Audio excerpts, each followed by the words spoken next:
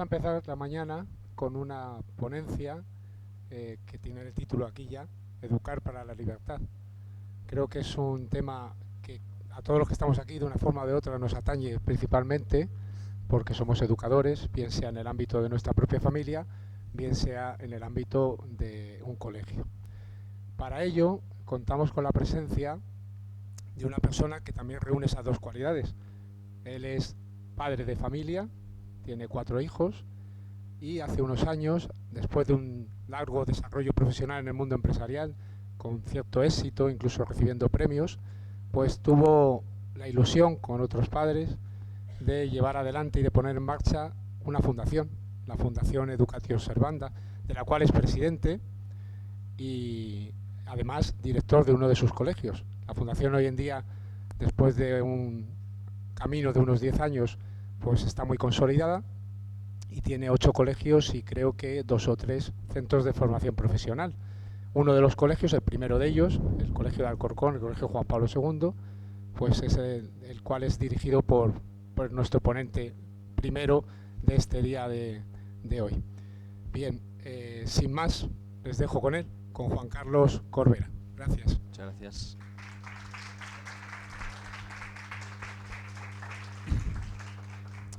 Pues muchas gracias. ¿Se oye bien ahí abajo? ¿No? Vamos a ver si se oye mejor. Si no, grito un poco más. ¿Ahora se oye mejor? Vale. Bueno, pues muchas gracias por la presentación. Aunque voy a hacer una pequeña matización. Yo no soy el director del colegio, ya lo sé que ahí lo pone, pero yo no soy el director del cole. Hay un director que seguramente lo hará mucho mejor que yo. Sí que es verdad que bueno, pues puse en marcha esta institución hace ya unos años junto con mi mujer y algún grupo de personas. Bueno, vamos a empezar porque mi intención esta mañana es no hablar demasiado y luego tener con ustedes un diálogo, una serie de preguntas que me imagino que podrán surgir a la luz de la presentación. La presentación que he preparado se llama Educar para la Libertad, pero me gustaría que se quedaran con el subtítulo. El subtítulo de la igualdad a la libertad, la reconquista de las familias. Este subtítulo va a estar un poco sobrevolando toda la presentación. En primer lugar, la presentación va a tener 3 partes. La primera parte va a ser hablar de la igualdad. En segundo lugar vamos a hablar de la libertad y en tercer lugar una serie de propuestas concretas. Cuando hablemos de la igualdad vamos a tratar de averiguar por qué la igualdad para todo, para siempre, en todo, se ha convertido en el paradigma para hablar de los sistemas de enseñanza. Todo lo que no sea igualdad en la enseñanza está mal visto. Vamos a intentar ver de dónde viene este marco mental de referencia para hablar de la enseñanza. Todo tiene que ser igual, para todo y en todo lugar y para siempre. En segundo lugar, vamos a plantear lo que nos gustaría que fuera el nuevo marco de referencia una vez que el de la igualdad, a nuestro juicio, puede estar superado, hablar de la libertad como nuevo paradigma de la enseñanza. Y en tercer lugar, como decía, propuestas concretas. Aquí ya se va avanzando estas propuestas concretas para la reconquista, ¿no? Vamos a plantear un pequeño juego, una pequeña imagen de cómo planteamos, como por ejemplo en este cuadro se puede ver, que muchos de ustedes lo conocerán, es el cuadro de la rendición de Granada. Aquí se ve, no se ve muy bien, pero bueno, se ve a Boabdil, el chico, entregando las llaves de la ciudad de Granada a los Reyes Católicos. Es el final, el cuadro que representa, está pintado por Pradillo y se puede ver en el Senado, y representa, aquí lo ven un poco mejor, el final del periodo de la Reconquista, ¿no? Entonces, si me permiten este juego que vamos a hacer en la presentación, pues en una parte tendríamos al paradigma actual, que lo ha invadido todo, que es el de la igualdad, y en la otra parte tenemos al nuevo paradigma que nosotros queremos impulsar o ayudar a que la gente empiece a cambiar esta referencia por el de la libertad, que acaba finalmente, y este sería nuestro deseo, reconquistando el terreno que la igualdad y el igualitarismo ha ido conquistando en el sistema de la enseñanza durante tanto tiempo. Este va a ser un poco el proceso de la presentación, que espero que llegue hasta y media. ¿Por qué la igualdad para todo, en todo lugar, como marco único de referencia, se ha instalado como lo más importante en la enseñanza? Bueno, responde a razones que no podemos entrar aquí profundamente, pero responde en primer lugar a una base, hay una base histórica. ¿Quién de ustedes no ha oído hablar de nuestros padres, nuestros abuelos y nuestros bisabuelos, que los pobres no podían estudiar y como no podían estudiar no podían capacitarse y como no podían capacitarse se quedaban siempre como simples trabajadores, mientras que los ricos podían estudiar, podían capacitarse, podían aspirar a puestos de una mayor responsabilidad y por lo tanto la pirámide, la lucha de clases entre los pobres y los ricos se traslada al mundo de la enseñanza. Los ricos pueden estudiar y por eso están arriba y los pobres no pueden estudiar y por eso están abajo. Es decir, hay un concepto de igualdad y por lo tanto hay que igualar a los pobres con los ricos para que tengan las mismas oportunidades. ¿Esto es malo? Claro que no. Yo no sé quién diga que esto es malo. Habrán oído muchas veces hablar de la educación como el ascensor social. Bueno, todo esto que está configurándose a finales del siglo XVIII, pero sobre todo en el siglo XIX, va a tener una importancia fundamental en la concepción del sistema de enseñanza que disfrutamos hoy. Y digo disfrutamos porque realmente lo disfrutamos así. La igualdad como paradigma de nivelación de clases sociales. Esa es una de las referencias y una de las cuestiones históricas que nos han llevado aquí. En segundo lugar, cuando queremos coger a los, digamos, a los pobres, ¿no? Simplificando mucho, porque en media hora quiero llegar hasta el final, y queremos igualarlos a los ricos, por así decirlo, entonces alguien tiene que asumir esa tarea social de proporcionar a los que no tienen medios propios, medios para que puedan acceder al sistema de enseñanza. Entonces, el Estado, en el siglo XIX, asume esta función, es el nacimiento, finales del XVIII, principios del XIX, el nacimiento de la escuela estatal, comprendida como estatal, porque escuela para pobres había habido mucho antes. Todas las congregaciones religiosas que se han dedicado a enseñar a los niños pobres, a los huérfanos, son muy anteriores al siglo XIX. Pero en el concepto de escuela estatal, que nace en el siglo XIX, está este sistema de la igualdad y por lo tanto el Estado inventa un sistema para nivelar clases sociales. Estamos hablando del siglo XIX, la revolución industrial está en pleno apogeo y el sistema físico en el que se piensa para hacer esta ascensión social, vamos a montar unas escuelas para que los que no tienen medios puedan estudiar.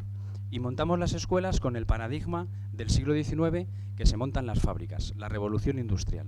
La revolución industrial en la primera mitad del siglo XIX está en todo su apogeo y las escuelas se montan con un marco mental equivalente al de las fábricas. Yo tengo una ponencia de más de una hora donde establezco relaciones paralelas entre las fábricas de la revolución industrial, el sistema productivo de la revolución industrial y la escuela de hoy, de nuestro siglo XXI. Por dar dos ejemplos, los alumnos entran, están paquetizados por edades, pasan a la clase de 4 años, viene un profesor que más o menos conoce todo, el niño pasa luego a la clase de 5 años, viene un profesor que maneja todo y así van pasando de clase en clase como si fuera una cadena de montaje, donde cada profesor, cuando son más mayores, viene, atornilla los tornillos a la derecha, luego viene otro profesor y le pone las otras. Imagínense ustedes una fábrica con una cadena de montaje y los paralelismos con la escuela son enormes. Suena el timbre, todos al recreo, suena el timbre, los trabajadores de la fábrica a comer el bocadillo, suena otra vez el timbre, otra vez todos los trabajadores a trabajar, vuelve otra cadena de montaje y al final, cuando el producto está terminado, le ponemos el lazo y lo mandamos al mercado. La escuela que tenemos hoy está concebida físicamente y en su modelo como se concibieron las fábricas en la revolución industrial. Y por último, evidentemente, si nosotros queremos que todos los alumnos, todos los productos salgan igual de las fábricas, alguien tiene que establecer un modelo único, porque si no, los de la fábrica de allí serán distintos a los de la fábrica de aquí, los de la escuela de allí serán distintos a los de la escuela de aquí. Y nosotros queremos que todos nuestros alumnos sean iguales. Ahí tenemos el modelo de todos nuestros alumnos iguales, todos blanquitos, cogidos de la mano, con la misma talla, y encima las manos protectoras, que no sabe uno si está protegiendo o están a punto de aplastarlos, del Estado, que ha inventado un sistema que tenía un origen de ascensor social, de igualación de lucha de clases, y evidentemente ha montado un sistema en el que todos los alumnos sean iguales, todos los modelos sean iguales, todas las escuelas sean iguales, se estudie lo mismo a la misma hora en todos los sitios. Es decir, tenemos el nacimiento de lo que aún hoy algunos propugnan como escuela. Escuela única, laica y pública. El único modelo para todo el mundo, para que todo el mundo reciba la misma educación, porque aquí lo importante es que todos seamos iguales. Las diferencias se equiparan a algo negativo y la igualdad es algo positivo. Y esto se está trasladando incluso hoy hasta la cuestión del género. Y claro, para que todos estos sean iguales y para que el modelo sea el mismo y para que todos tengan las mismas oportunidades y para que todos estudien lo mismo y se formen igual, evidentemente hace falta que alguien asuma ese monopolio. Y por lo tanto el Estado se arroga el monopolio de la educación del sistema público. Porque aquí lo importante es que todos sean iguales para todo y en todo lugar. Ante este modelo, vamos a poner un ejemplo. ¿Qué pasaría si ustedes con su familia un día van y deciden, vamos a celebrar el cumpleaños del niño mayor y vamos a ir a un restaurante? Y entonces le deja elegir, y van ustedes a Google y pueden elegir el restaurante donde quieran. Playa, montaña, mar, más grande, más pequeño, el interior. Y ustedes van a entrar a ver qué se puede comer en cada uno de los restaurantes, como está esta familia aquí tratando de elegir con las cartas en la mano, y se darán cuenta que en todos ellos, absolutamente en todos ellos, el menú es el mismo. Primer plato, segundo plato y postre, el mismo, en todos. Pues ustedes dirían, oiga, quiero decir, yo voy a un restaurante fundamentalmente a comer. No voy a... En fin, hombre, si me atienden mejor que peor, pues lo agradezco. Si el restaurante está mejor montado o peor montado, me gusta que esté mejor montado, pero básicamente a lo que yo voy a un restaurante es a comer. Bueno, pues en nuestras escuelas, en el día de hoy, tenemos exactamente el mismo menú en todas y cada una de ellas. Sea en un colegio en la línea de la Concepción, un colegio en Majadahonda, exactamente el mismo menú. Cuando me digo el mismo menú me refiero a las mismas asignaturas curriculares, las mismas horas por asignatura a la semana, los mismos contenidos por asignatura y por hora a la semana. El Estado dice qué estudian nuestros hijos, cuánto tiempo estudian nuestros hijos, qué asignatura, cómo se homologan los profesores que dan a nuestros hijos, los contenidos que tienen que estudiar nuestros hijos. Oiga, si yo voy a un colegio, voy a elegirlo por el contenido, no porque tenga un servicio de ruta estupendo o porque tenga unas instalaciones más o menos. Hombre, todo eso está muy bien, pero yo a lo que voy a un restaurante es a comer. Y a lo que voy a buscar en un colegio es lo que se le da a mi hijo. Tenemos en los colegios muchas más quejas por parte de las familias por lo que ocurre en el comedor que por lo que ocurre dentro de las aulas. Nos importa más a los padres lo que metemos a los hijos en el estómago que lo que les metemos en la cabeza y en el corazón. Porque lo que lo metemos en la cabeza y en el corazón no está en nuestra mano elegirlo. Porque ya lo elige el Estado por nosotros. Entonces, ¿qué elegimos nosotros? Pues eso, el comedor, la ruta, las extraescolares, cosas que son totalmente colaterales al hecho educativo que ocurre en las aulas. Tenemos un menú único para todos nuestros restaurantes. Y esto, claro, es un monopolio. Si hablamos de la hostelería, bueno, esto es alguien que tiene una franquicia universal y todos los restaurantes son de la misma franquicia. Tú vas a Burger King, en Talavera, o en Madrid, o no sé, y el menú es el mismo. Pues en nuestras escuelas hay un monopolio que ha decidido que todos los menús sean exactamente los mismos. Y claro, aparece el monopolio del Estado, aparece la escuela única, pública y laica. Claro, la única que decide el Estado.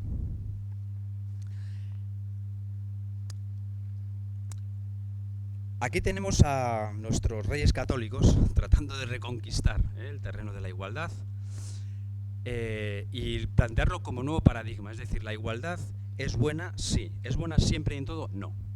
Porque un profesor no puede calificar igual a un alumno que ha estudiado mucho y a un alumno que ha estudiado poco. Porque si igualáramos la nota, diríamos que estamos siendo injustos. Por lo tanto, la igualdad, que se nos ha metido como la única referencia posible, yo no sé si ustedes han estado alguna vez en la Consejería de Educación de Castilla-La Mancha. Cuando llega uno a ese inmenso hall, hay una frase inmensa en el panel frontal del hall que dice así: la educación es la base de la igualdad. Otra vez la igualdad. Es que la igualdad se nos ha metido por todos los sitios. Vamos a ver, yo tengo 4 hijos, yo no trato igual a mis 4 hijos. Si lo hiciera, estaría siendo injusto con los 4. Yo les quiero igual, les quiero todo a cada uno, como a mi mujer, pero no les tratamos igual, porque cada uno le damos lo que creemos que necesita. Por lo tanto, la igualdad como paradigma en todo y en todo momento, pues cuidado, porque acabamos con el igualitarismo y después del igualitarismo acabamos con el totalitarismo. Ante esto, vamos a hablar de un nuevo paradigma que no sea la igualdad, sino sea la libertad.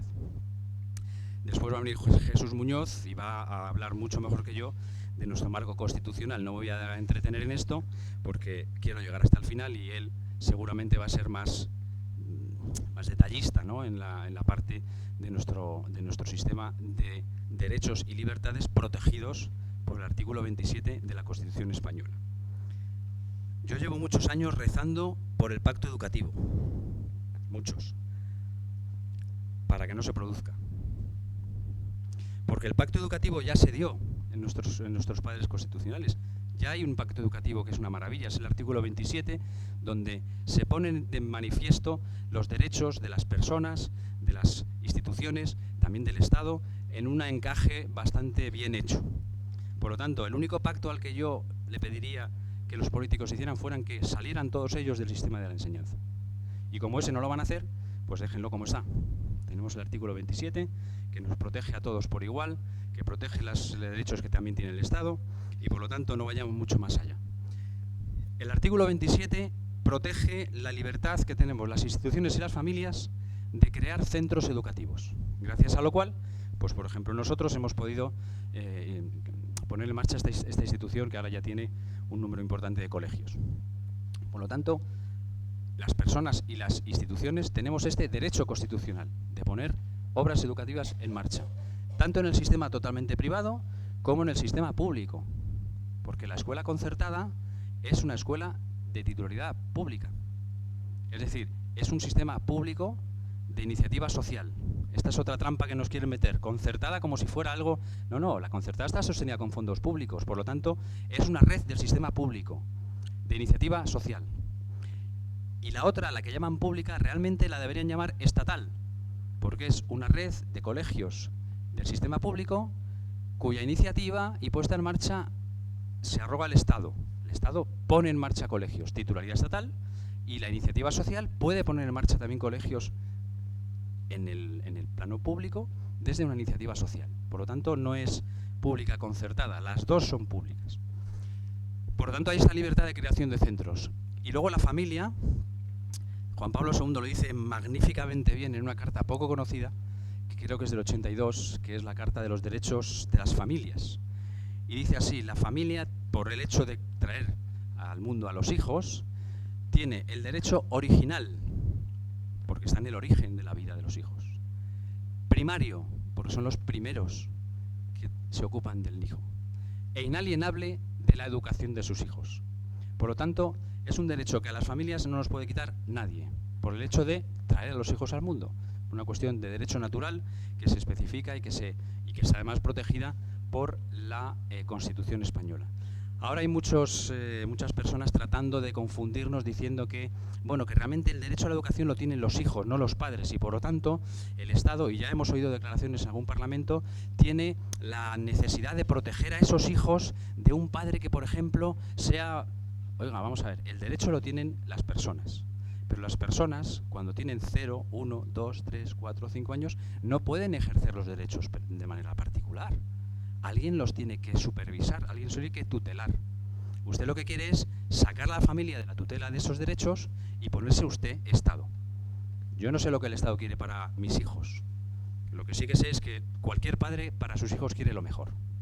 Y por lo tanto, el Estado que se ponga detrás de la familia y que intervenga cuando la familia haga dejación de sus funciones, porque es un derecho subsidiario. El Estado, como digo, tiene también sus derechos y tiene también sus responsabilidades. El primer derecho que tiene y la primera responsabilidad es garantizar a todos los demás los derechos que la Constitución nos da, nos reconoce, ¿no? Porque la Constitución no es que nos dé derechos, es que nos reconoce los que naturalmente tenemos. Y por lo tanto, el Estado también tiene que estar en el sistema de enseñanza. Que vayamos a la libertad como paradigma no quiere decir que el Estado desaparezca. Yo no estoy proponiendo eso. El Estado tiene una función de organización, de regulación. Por ejemplo, tiene la función de decir, bueno, pues a ver quién está capacitado para pasar de curso, porque se establecen unos niveles que homologuen a todos los centros del país. Tiene una serie de funciones muy importantes, pero desde luego todas ellas son subsidiarias de la familia. La ministra ponía un ejemplo. Aquí tenemos a esta madre de familia que tiene dos posibilidades pensando cuál elegir. Si tuviera un camino único, si tuviera la escuela pública, laica y única, pues no tendría ninguna capacidad de elección. Aquí al menos pues esta mujer tiene delante dos posibilidades y ahí se la ve reflexionando, valorando cuál cojo uno o cojo otro. Porque la escuela tiene que ser plural. No puede ser un modelo único, porque entonces no tenemos ninguna capacidad de decisión las familias. Y por lo tanto, como plural, diverso, porque las familias somos diversas. Algunas familias querrán un sistema estatal, otras familias querrán un sistema de iniciativa social y otras familias querrán otro sistema que de momento no existe, pero que debería existir, cualquier otro. Vamos a poner otro ejemplo, como el del restaurante, ¿no? Que esto es bastante pedagógico. Bueno, aquí vemos a esta madre de familia que está abriendo la nevera. Pongamos que acabamos de cenar, una cena familiar típica, y la madre se levanta, a ver, ¿qué queréis de postre? Y entonces los hijos dicen, pues yo quiero melón, yo quiero sandía, yo quiero yogur, y yo también quiero yogur. Y entonces la madre va a la nevera, mira lo que hay, y dice, pues yogur solamente me queda uno. Y habéis pedido yogur 2. Entonces, bueno, pues mira, como tú comiste yogur ayer, se lo doy a tu hermano. Y tú, el melón, aquí lo tienes, y aquí tú tienes la sandía. Y el que ha pedido yogur y solamente tenía uno y hay 2, pues pídeme otra cosa. Esto es una cosa totalmente lógica que entiende todo el mundo. Bueno, pues la ministra el otro día diciendo, no, claro, porque si dejamos a los padres que elijan y todos eligen el mismo colegio, esto sería imposible. Oiga, claro que ustedes tienen que organizar la solicitud de las familias, pero tienen que tenerla en cuenta. El caso que la ministra querría poner encima de la mesa sería, es la hora del postre y la mamá se levanta, o el papá, me da igual, se levanta a la nevera, coge 4 postres y dice, melón, sandía, manzana y uva. Oiga, pero si no ha preguntado, da igual, yo sé mucho mejor que vosotros lo que necesitáis. Oye, pregúntanos, ten en cuenta lo que queremos de postre, y si no hay suficiente, pues tú organiza con unos criterios, etcétera. El caso 1 es el que defiende hoy día la LOMCE en su artículo 109.2, es decir, atender prioritariamente la demanda social de las familias, es decir, escuchar lo que las familias quieren de postre, y lo que se quiere hacer quitando ese tema de la demanda social es los padres eligen, en este caso el Estado, eligen el postre para todo el mundo sin escuchar lo que quieren. Y se pueden dar cosas incluso tan absurdas como que a uno le demos sandía y a otro melón, y que al que le hemos dado melón quiere la sandía. No. El padre y el Estado saben mucho mejor que las personas y las familias lo que necesita cada uno. Bueno, pues una cosa absurda, ¿verdad? Bueno, ¿y qué propuestas hacemos para que se produzca realmente este cambio, ¿no? De intentar salirnos de este modelo único, público, laico, para todos, igualitario y al final monopolístico y al final, por lo tanto, totalitario, a un modelo que respete la libertad fundamental de las personas para crear centros, de las familias para elegir centros de cómo quieren educar a sus hijos. Bueno, pues en primer lugar, como digo, propuestas para Reconquista en este juego que hemos hecho con el cuadro. Bueno, en primer lugar yo diría una táctica militar casi, que es asegurar la última plaza fuerte. La escuela de iniciativa social, la que todo el mundo conoce como concertada, yo creo que es Numancia. O sea, es un poco como la aldea de Axteris, ¿no? Rodeada de galos, ¿no? Es decir, es el último reducto que le queda al sistema público para que las familias puedan elegir algo distinto al modelo monopolístico estatal. Por lo tanto, asegurar esta plaza fuerte, que ya vemos que es el objetivo de los galos, o que es el objetivo de todos los que quieren entrar en Numancia. ¿Por qué? Porque es la última plaza fuerte. Después quedará el sistema privado, 100% privado, es decir, para la gente que tiene dinero, y por lo tanto el que tiene dinero podrá elegir entre muchos modelos, y el que sea de una clase, no hace falta ser rico, una clase media, normal, pues no podrá, porque todos sabemos lo que cuestan las plazas en los centros privados. Y por lo tanto tenemos que caer al cajón, al carril, al toril de la escuela única, pública y laica. Solamente nos queda la escuela de iniciativa social, que es la aldea de Asteris. Defendámosla como, gracias a Dios, hemos salido todos a defenderla ante esta última insinuación de ataque por parte de la ministra Celaá en la casa más grande de las escuelas de iniciativa social. Fue una auténtica declaración de guerra en su casa. Y por lo tanto, tanto ellos como muchos otros, pues hemos salido a decir, vamos a ver, esto no puede ser. Pero aquí en esto, señoras y señores, tenemos que ser sobre todo las familias los que defendamos este derecho. No, es que mi hijo ya está en un colegio que está muy bien. Bueno, pero a lo mejor mañana deja de estar bien y ya no tienes otro sitio donde cambiarlo. Bueno, yo es que prefiero la escuela estatal. Bueno, pues me parece fenomenal, pero si mañana esa escuela estatal no te gusta y quieres ir a otra, tampoco vas a poder. Por lo tanto, defendamos Numancia, defendamos la última plaza fuerte. En segundo lugar, empecemos a hablar de diversidad de modelos educativos, porque ahora mismo en el sistema público solamente hay dos, el estatal y el de iniciativa social, y luego el privado. Pero, por ejemplo, en España es el único país de Europa, junto con Grecia, donde no está regulado el homeschooling. Yo no soy especialmente partidario del homeschooling, porque habría que ver las circunstancias, pero no se puede. O sea, un caso que me encontré el otro día en Bélgica, de 2 o 3 familias que viven en un pueblo, en un medio rural, y que han decidido juntarse, contratar un maestro y en el mismo pueblo coger una casa y hacer una escuela. Y hay 7 alumnos. Porque eso está permitido en Bélgica, en Francia también, o sea, está permitido en casi todos los sitios, menos en España, en Grecia y creo que en Europa, en pocos sitios más. Perdón. Y han organizado una escuela y reciben fondos públicos. Y tiene 7 alumnos y son de distintas edades. Aquí hay gente que recordará las escuelas rurales donde había un maestro y había un niño de 7, otro de 12, y el maestro se organizaba. Y salían mucho mejor preparados que de los que salen muchos de nuestros alumnos hoy. ¿Por qué eso no se puede hacer? ¿Por qué no dejan que las familias organicen la escuela de sus hijos, recibiendo, por supuesto, la ayuda que necesiten para poder hacerla como ellos quieran? ¿Por qué una maestra no puede educar en su casa a sus hijos, si es que es lo que prefiere, porque lo que tiene alrededor le parece peor? Porque esto iría en contra de la igualdad para todos, en todo momento y en todo lugar. Es decir, rompemos el paradigma, no puede ser.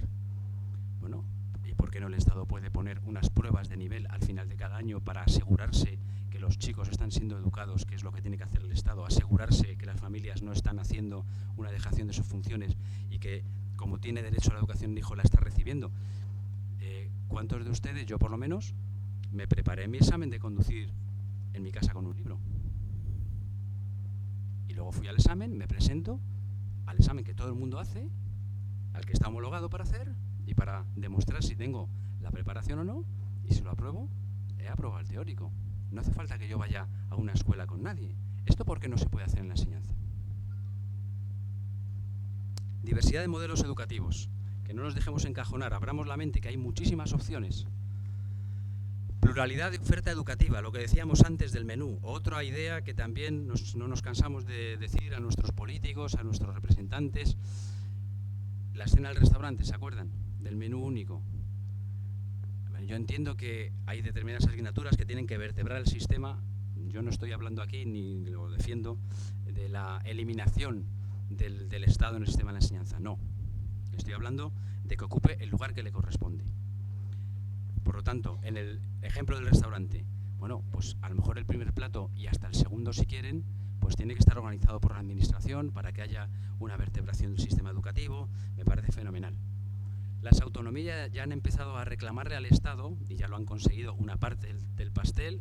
No, es que usted, Estado, no tiene mucha idea de lo que pasa en mi comunidad autónoma. Y como yo estoy mucho más cerca, entonces yo sé mucho mejor que usted, que está allí en Madrid, lo que en mi comunidad autónoma necesito. Y por lo tanto, déjeme a mí usted una parte del pastel para que yo elija una parte. Claro, pero nos hemos quedado ahí. Resulta que si el argumento de estar más cerca de quien decide es el bueno, ¿quién más cerca que el propio centro de las familias a las que da servicio para conocer cuáles son realmente las necesidades que tienen sus familias? ¿Por qué no en ese menú único de esta franquicia universal, por qué no se le deja al centro que elija por lo menos el postre? ¿Por qué no decimos los centros, oiga, déjennos usted, papá Estado, ya que la autonomía dice que es muy bueno estar cerca y que entonces esto le da una... ¿Quién más cerca que los centros para saber lo que las familias necesitan? Déjenos elegir una o dos asignaturas del currículum educativo. No solo las extraescolares, todo eso que ya está fuera del sistema. No, del menú, del que usted me presenta. Oye, ¿por qué los centros con su claustro, con su consejo escolar, donde están representados los alumnos, los profesores, las familias, la titularidad, ¿por qué no podemos elegir una o dos asignaturas del currículum educativo de nuestros hijos? El que ofrecemos a las familias.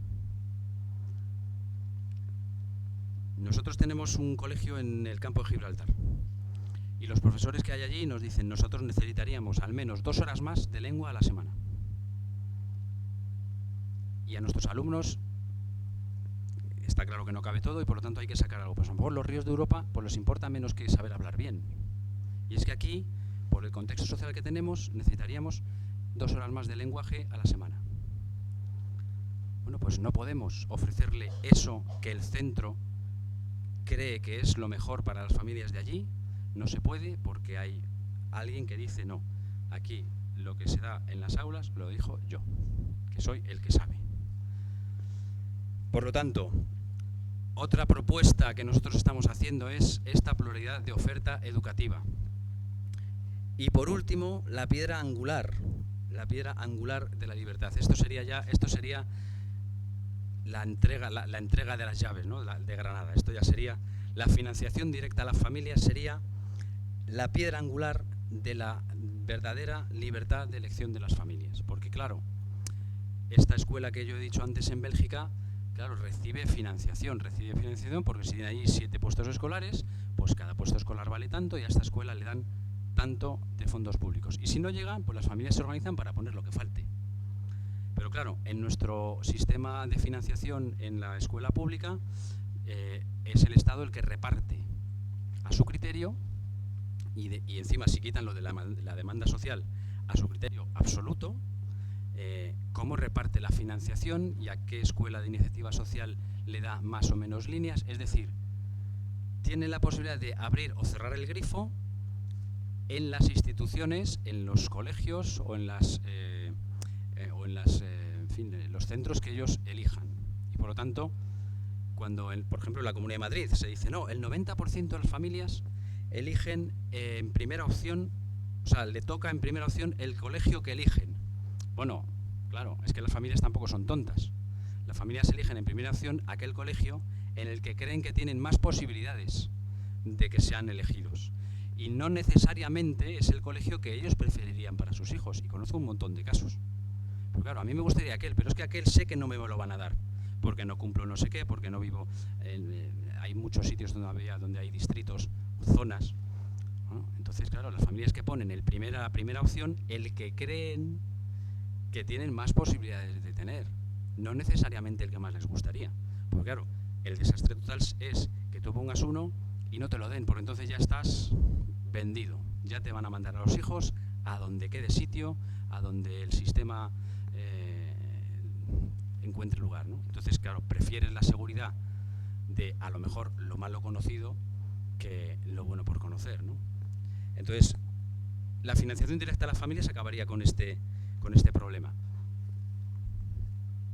Ante un Estado totalitario, único, ante un modelo estatal, igualitario, único, público y laico, tenemos la familia que es libre y que debe seguir siendo libre para elegir la educación que quiere para sus hijos. El Estado totalitario lo que quiere es un modelo único, porque además así, no nos engañemos, controla lo que nuestros hijos estudian. Y no hace falta que nos vayamos muy lejos, no hace falta salir de España para saber qué es lo que ocurre cuando una administración controla el 100% de la educación de los hijos, ¿no? Y tiene además 30 años para hacerlo. Pues ya sabemos lo que ocurre. Este otro cuadro, ya con el termino, quizá aquí lo ven un poco mejor, a lo mejor alguno lo reconoce, es un cuadro también de la Reconquista Española. Todos los historiadores hablan de que la batalla de las Navas de Tolosa fue un punto de inflexión en la Reconquista Española. A partir de aquí, el ejército almohade fue de mal en peor y acabamos en el cuadro de la entrega de las llaves de la ciudad de Granada, ¿no? Bueno, pues este cuadro es la batalla de las Navas de Tolosa. Representa, a mi juicio, podría representar bien el momento en el que nos encontramos ahora. Estamos en la batalla de las Navas de Tolosa. Estamos en el momento de que este ejemplo que estoy poniendo, ¿no?, de la Reconquista pueda terminarse dando años después con la entrega de Granada, o pueda perderse y por lo tanto que el ejército almohade acabe por ocupar el resto de Al-Ándalus. En este paralelismo me parece que estamos en las batallas de las Navas de Tolosa, que no es un año, ni hoy, ni mañana, sino que se lleva, claro, esta batalla tampoco se hizo en un día, se libró en un día y se ganó en un día. Una batalla épica que duró bastantes años, su preparación, su organización. Y en estos años, en este tiempo, estamos en las batallas de las Navas de Tolosa. Por lo tanto, aunque seamos un ejército de 70.000, como tenían los reinos cristianos, contra un ejército de 120.000, que era el ejército almohade, pues esta batalla se pudo ganar, y gracias al éxito en esta batalla acabamos años después con la Reconquista. A mí me gustaría que fuéramos conscientes de que estamos en las batallas de las Navas, la batalla de las Navas de Tolosa, y me gustaría mucho que en esa imagen que he tratado de jugar con ella entre la igualdad absoluta para todo y la libertad, que están en conflicto, uno queriendo ocupar la última plaza de libertad que existe, que es la Escuela de Iniciativa Social, y los otros intentando despertar para reconquistar el terreno que el Estado paulatinamente nos ha ido quitando a las familias, que nos eligen el menú, que nos eligen absolutamente todo. Tenemos que ir reconquistando, este sería mi deseo, reconquistando ese terreno perdido, para que finalmente el Estado totalitario, el igualitarismo hasta el paroxismo que acaba en el monopolio de la enseñanza, acabe rindiendo la ciudad de Granada a la libertad de las familias. Este sería mi deseo. Yo quiero terminar ya para darles a ustedes la palabra, así que muchas gracias por escucharme.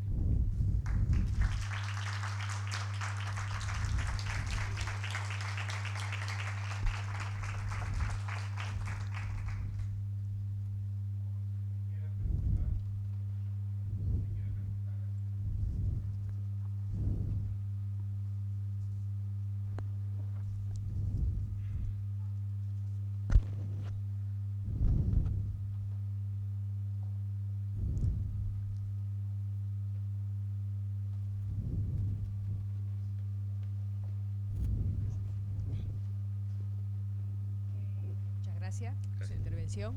¿Qué pueden hacer los padres en esta batalla? ¿Alguna sugerencia, algunas propuestas? Por favor. Bueno, los padres son, yo creo, que el verdadero ejército de las batallas de las Navas de Tolosa.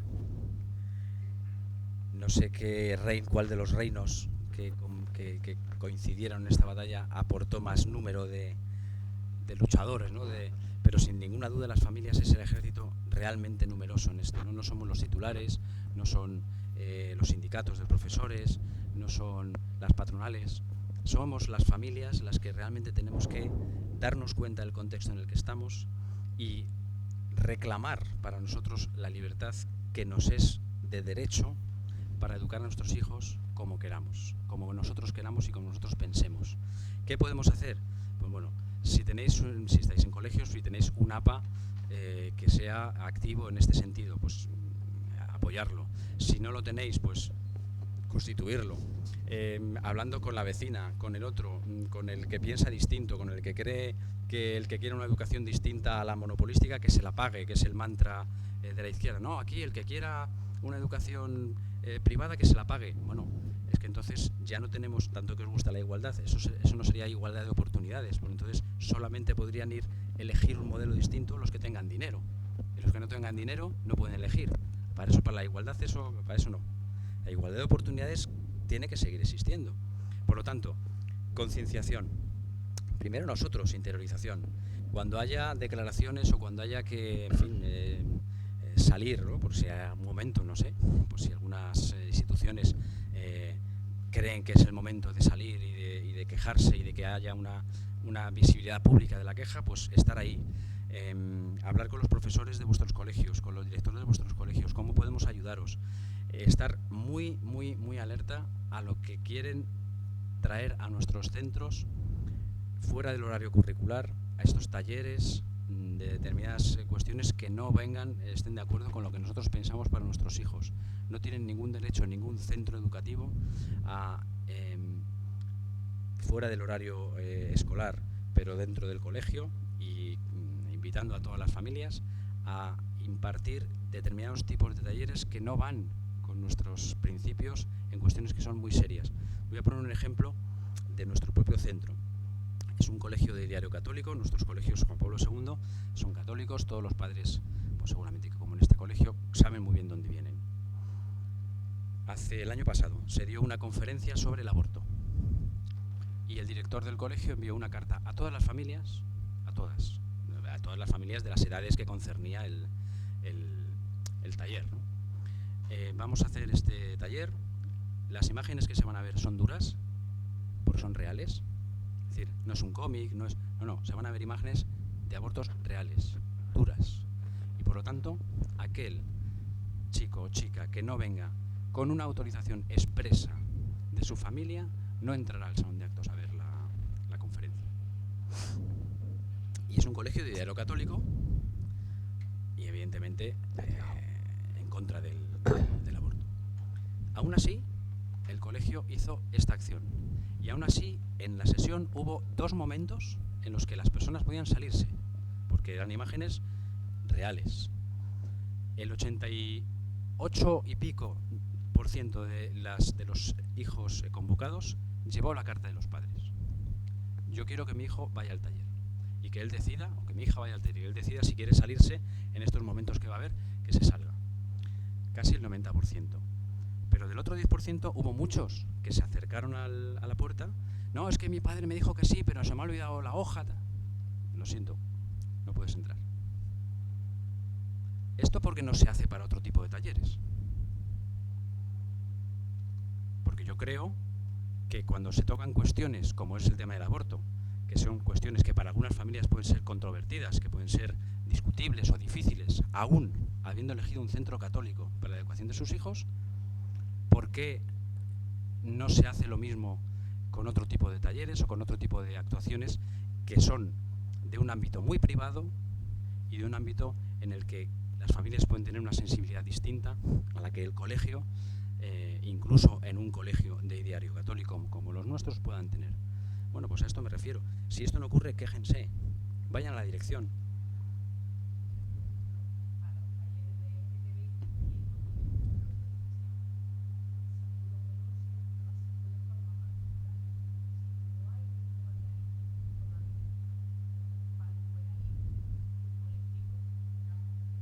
No, vamos a ver. No, de todas formas, como padre de familia, si nos encontramos, todos, yo creo, vamos, yo por lo menos conozco mucha gente que se ha visto con este problema, ¿no? Y se entera después, ¿no? Entonces, si te enteras después, tienes que ir al director y decirle, vamos a ver, esto, usted no tiene derecho a hacer esto. Y por lo tanto, hablar con él e intentarle hacer ver que no lo vuelva a hacer. Si te enteras antes, tienes que ir al director y decirle, mire usted, yo no quiero que mi hijo asista a este taller porque, uno, no me está usted informando previamente, no me está informando de los contenidos, no me está informando de quién lo va a impartir. Usted deme esta información y después con esta información yo decidiré lo que me parezca bien. Si me parece bien que mi hijo vaya, pues que vaya, pero si no me parece bien, que no vaya, porque es un tema muy serio y un tema en el que yo, como padre de familia, tengo la obligación moral de educar a mis hijos como yo crea conveniente. Y por lo tanto, esto no es lenguaje, no es matemáticas, y yo soy quien decide. Y si se enteran ustedes antes, pues háganlo, movilicen a las familias del centro y impidan, como en muchos sitios ha pasado, porque las familias tienen mucha fuerza en los centros, de esto tenéis que ser conscientes, tienen mucha fuerza en los centros. Oiga, aquí este taller se dé, pero se dé para el que quiera y para el que lo elija libremente. Lo que no tienen es el derecho a decir, a meter a nuestros hijos en esos talleres sin informarnos a nosotros previamente de quién lo da, cuál es el contenido. Esto es lo que no tienen derecho.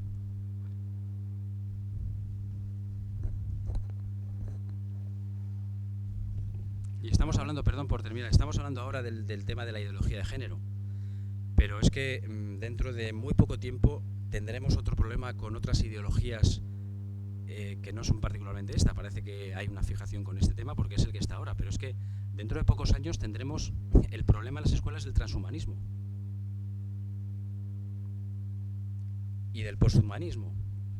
Y si tenemos la escuela única, laica y pública, el Estado decidirá, con respecto a estas otras ideologías que vayan viniendo después, cuál es la interpretación que tienen que dar a nuestros hijos en el colegio. Hoy estamos hablando de ideología de género, pero mañana estaremos hablando de transhumanismo, pasado mañana de poshumanismo y dentro de 50 años no sé de qué. Hola, buenos días. Juan Carlos, yo me veo muy bien porque, no sé, me da la sensación de que hablamos siempre de escuela concertada, que verdaderamente es lo que tú dices, es el bastión que nos queda. Pero yo te hablo ahora de la escuela pública. Sabes que hay ahora unos proyectos desde 3 años, se va a poner en la escuela pública el estudio y la presentación de la sexualidad de los niños, desde 3 años.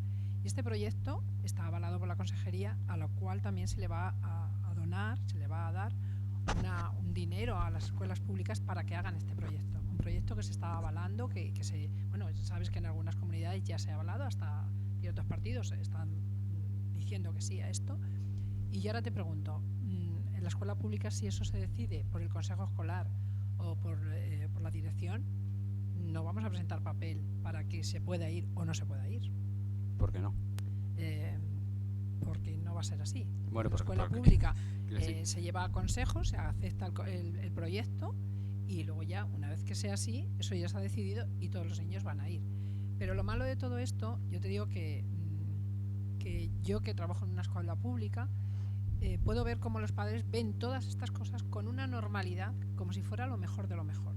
Estoy diciendo esto como la igualdad de género, una igualdad de género que no es una realidad, pero bueno. Y estoy viendo también cómo los profesores nos estamos adaptando a esta situación con una normalidad, pero bueno, que da hasta verdadero miedo. Entonces, yo sí quiero que si hay aquí padres de la escuela pública, que de verdad con los pocos profesores que también quedan, que no les da miedo decir basta ya, pues de verdad que reivindiquemos que esto no es normal, que no es lo bueno, que estamos degenerando todo.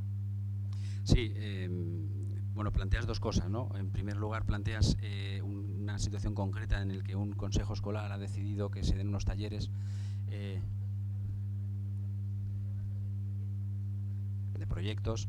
Entonces, lo que tienen que hacer las familias es conocer esos proyectos y decidir si continúan sus hijos en esos colegios que tienen estos proyectos o no. El segundo problema, que es el más importante, que es el que planteaba, que es el de la normalización, digamos, ¿no?, de toda esta situación. Claro, si esto lo vemos como normal, pues entonces, claro, las familias no reaccionan ante algo que ven normal. Bueno, pero esto es una situación que, en fin, que lleva muchísimos años planteándose como una normalidad. No podemos hacer nada si una familia ve como normal, no podemos hacer nada, es decir, en el momento concreto, ¿no? Si una familia ve como normal este proyecto educativo en un centro público que trata de decir que la identidad sexual se configura uno según como quiera, y lo ven bien y ven que sus hijos ven bien que vayan a ese taller, pues si nos creemos lo que hemos dicho, esa libertad de las familias, aunque a nuestro juicio estén equivocadas, pues sus hijos querrán que vayan a ese taller. El problema, bajo nuestro punto de vista, es que esa normalización de algo que para algunas personas no es lo natural, es decir, que quieran imponer a todas las personas un modelo de educación afectivo-sexual según una interpretación. Y esto es lo que se pretende. Y el que no esté de acuerdo con esta interpretación, entonces además es expulsado del sistema, es marginado, es sancionado, es multado y es expuesto al escarnio público, ¿no? Esto, no sé si le suena de algo de lo que hemos visto aquí.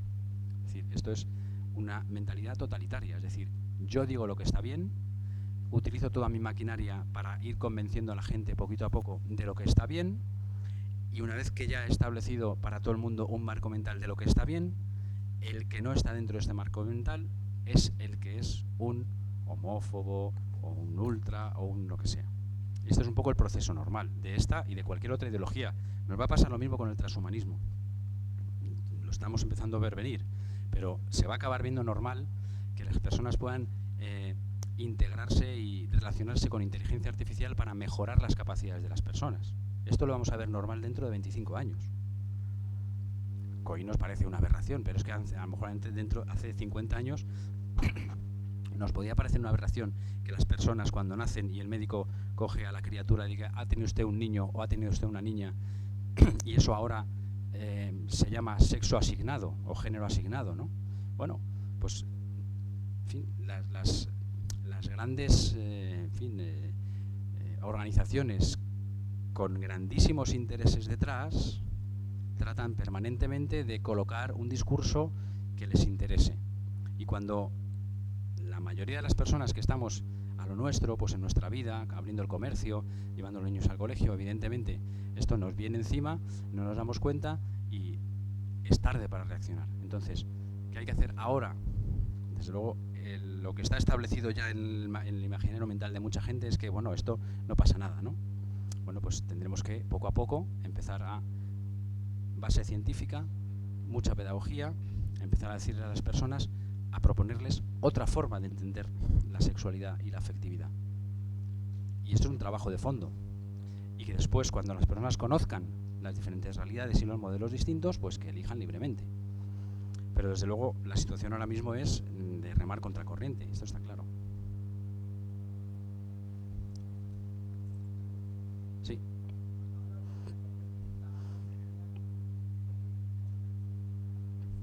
Perdón, buenos días. Cuando hablas directamente de financiación directa a las familias, ¿te refieres como la ayuda por tener un hijo? Y si el Estado diera directamente esa ayuda, ¿no crees que saturaría la educación concertada?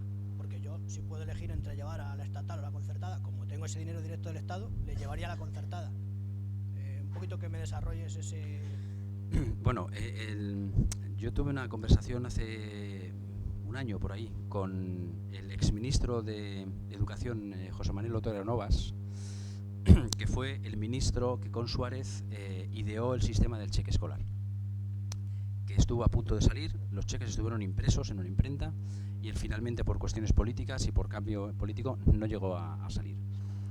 La idea del cheque escolar, yo no digo que sea esta la idea que hay que hacer, yo me refiero que deberíamos encontrar un modelo de financiación directa a las familias, es decir, que el dinero no llegue al centro, que el dinero llegue a la familia y que la familia elija el centro. No es que le des un dinero por tener un hijo o una ayuda, no.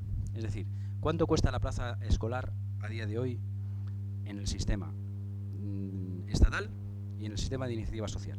En la iniciativa social ya sabemos que cuesta más o menos la mitad, es decir, es mucho más eficiente la concertada que la pública. Por lo que cuesta un puesto escolar en la pública, se pagan 2 en la concertada, con el mismo dinero. Es decir, ¿cuánto cuesta un puesto escolar? 5 euros. Bueno, usted tiene 3 hijos, 5 por 3, 15. Tome el dinero, no se lo dé a usted, porque a lo mejor usted se lo gasta en otra cosa. Pero ya hay muchos sistemas, por ejemplo en Madrid, el sistema de becas, en la formación profesional funciona así. Yo le doy la beca al alumno, el alumno me dice qué centro va a ir y el dinero yo sube al centro que ha elegido el alumno. Y además me aseguro de que el alumno esté cumpliendo y yendo a clase todos los meses, porque si no, dejo de dar el dinero. Es decir, hay sistemas. Pero para eso tenemos que cambiar el paradigma y decir, no, es que le vamos a dar el dinero a la familia para que elija. Y eso es muy controvertido. Hay un montón de instituciones también de la concertada que no están de acuerdo conmigo. Bueno, pues discutámoslo. Pero se ha dado por hecho que la financiación tiene que administrarla la administración y dársela directamente a los centros. Es una forma de quitar libertad de elección a las familias, porque como tú decías, hombre, si a mí me dan el dinero, pues a lo mejor yo incluso me voy a un privado. Y le digo al privado, toma y yo te pago la diferencia, pero voy a este. O a lo mejor voy al público y digo, mira, este me gusta, dejo el dinero aquí.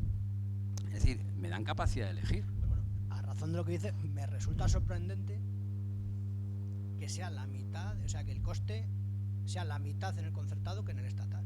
Sí, es así. Sorprendente. Porque la financiación, la escuela de iniciativa social está infrafinanciada. Claro, si yo soy el Estado y quiero una escuela única, laica y pública, y queda aquí la aldea de Axteris, ¿qué tengo que hacer? Pues eliminarla. ¿Cómo la elimino? ¿Cómo intento eliminarla? Porque es que siguen eligiendo las familias. Son tontas, no saben que esto está fatal, pero la siguen eligiendo mayoritariamente cuando pueden. ¿Qué hago? La asfixio económicamente, es decir, infrafinanciación. El módulo de concierto educativo es casi el mismo de cuando empezó Felipe González, es decir, los centros de iniciativa social tienen que pedir ayuda a las familias, además de que estas familias han pagado ya sus impuestos para que sus hijos puedan educarse, además tienen que pagar adicionalmente en la otra red de iniciativa social, pública, de iniciativa social, porque está infrafinanciada con respecto a la otra. Es decir, ahí ya no hay una igualdad, ahí ya no interesa. Entonces, cuando dicen, no, es que la escuela concertada se lleva no sé cuántos millones de euros, ya, pero es que si esas plazas escolares las diera la pública, no es que se lleve, es que este Estado tendría que poner el doble de lo que le da a la escuela de iniciativa social para cubrir las mismas plazas escolares. Es decir, la escuela concertada, con el esfuerzo de los profesores, con el esfuerzo de las instituciones, está financiando la mitad del coste de la plaza escolar de los hijos que elegimos la escuela concertada para nuestras familias. Y por lo tanto, no hay una igualdad de oportunidad para elegir. Es controvertido y es difícil técnicamente, y yo por supuesto no tengo ninguna capacidad para resolver este problema, pero hablemoslo. ¿Por qué se ha cerrado este asunto como si fuera imposible de tratar? En el Congreso de Católicos y Vida Pública, además de vuestra asociación, de la Asociación Católica de Propagandistas, en el viernes pasado, en el que también participé, se abrió en la mesa política este debate. Y en el manifiesto final dicen, el tema del cheque escolar, porque es como el nombre que se le da a este sistema, no es un debate cerrado. Pues yo ya me conformo con que sea esto así, que no sea un debate cerrado, porque ha estado cerrado un montón de años. Bueno, pues es un pequeño paso, ¿no?, para esta reconquista de las familias, para recuperar nuestras libertades en el sistema de enseñanza, ¿no? Yo soy defensor de una financiación directa a las familias, a pesar de que es muy complicado y muy complejo, pero al menos que se abra el debate, desde luego yo soy defensor de ello. Bueno, yo no sé si por no estropear o no quitarle mucho tiempo a Jesús Muñoz. ¿Alguna pregunta más? Mira, todavía hay alguna más. La última ya, y ya cerramos porque llevas aquí ya. Y tengo que dar el paso ya al otro. Yo he querido correr en la presentación para tener diálogo, que me parece más interesante, ¿no?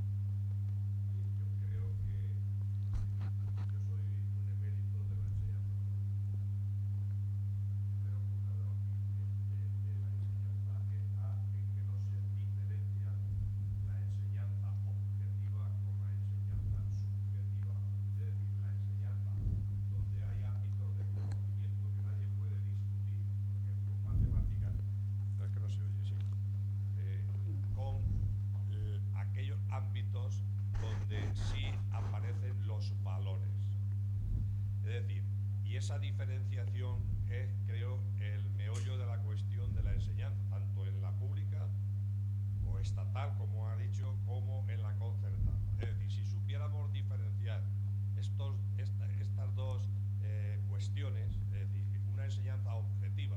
Yo en matemáticas, ahí no tengo que explicar matemáticas porque no hay otra cosa que explicar, y además lo que se debe hacer es explicarlas bien. Y luego hay otros ámbitos donde entran los posibles valores, y ahí es donde el profesorado, que no está a la altura, es cuando dentro de aquello que dicen que es la libertad de cátedra, que es malentendida, hace sus reinos de taifa y explica lo que le da la gana. Hombre, es un debate que es interesantísimo. A mí me encantaría poder estar discutiendo este tema porque es un tema muy de fondo, ¿no? Bueno, en primer lugar, entendiendo su discurso entre la enseñanza, digamos, más objetiva y la subjetiva, ¿no? Claro, por una asignatura que es matemáticas, que es como un poco 2 más 2 siempre son 4, no puede haber.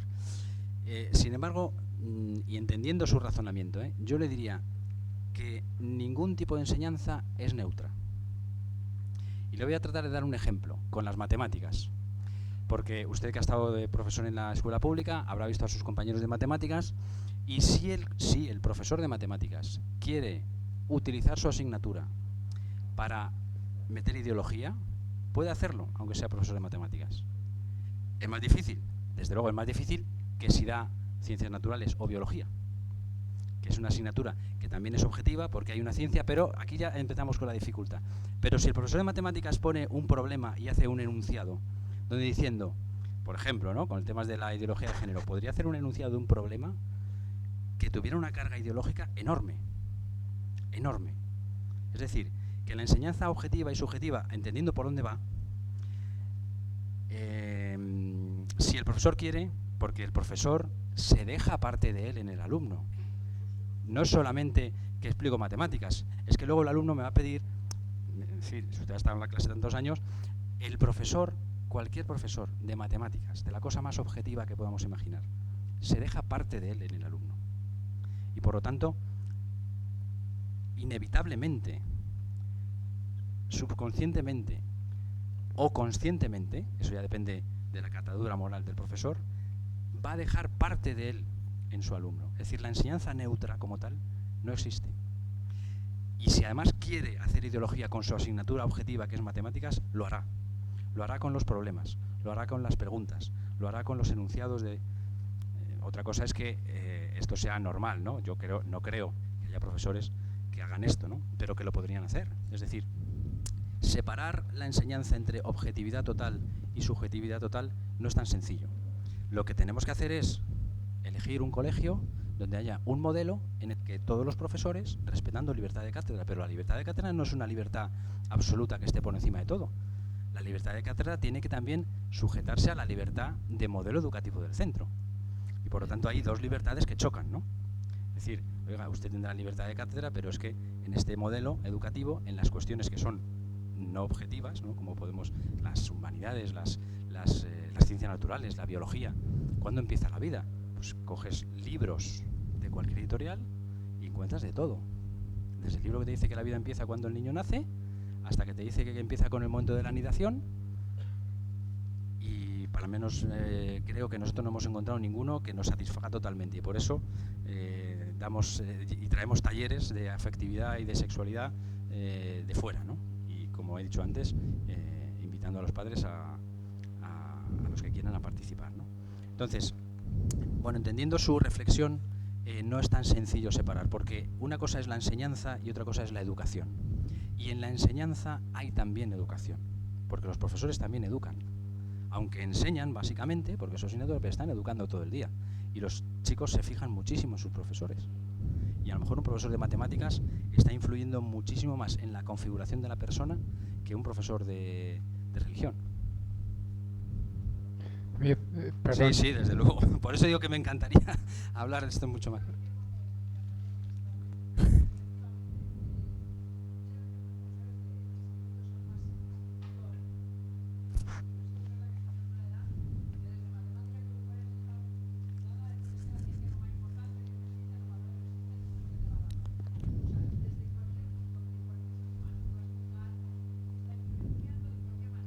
Claro.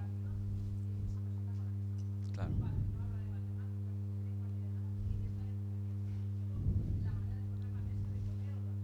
Claro.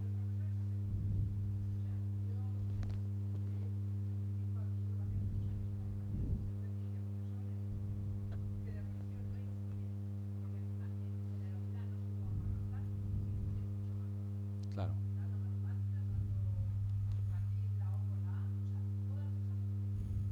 Esta, esta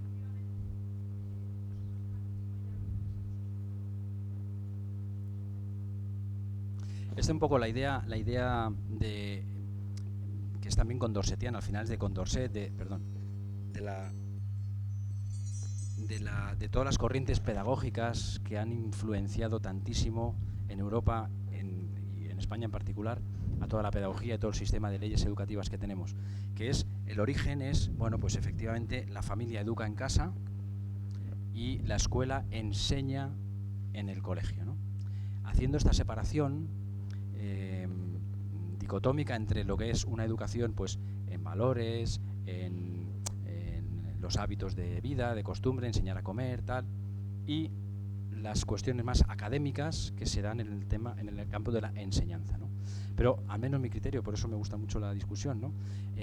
Esta separación absoluta entre lo que se educa y lo que se enseña es una utopía, porque para mí lo que se educa en casa también se enseña, y en el colegio se enseña, pero también se educa, y por lo tanto es imposible separar.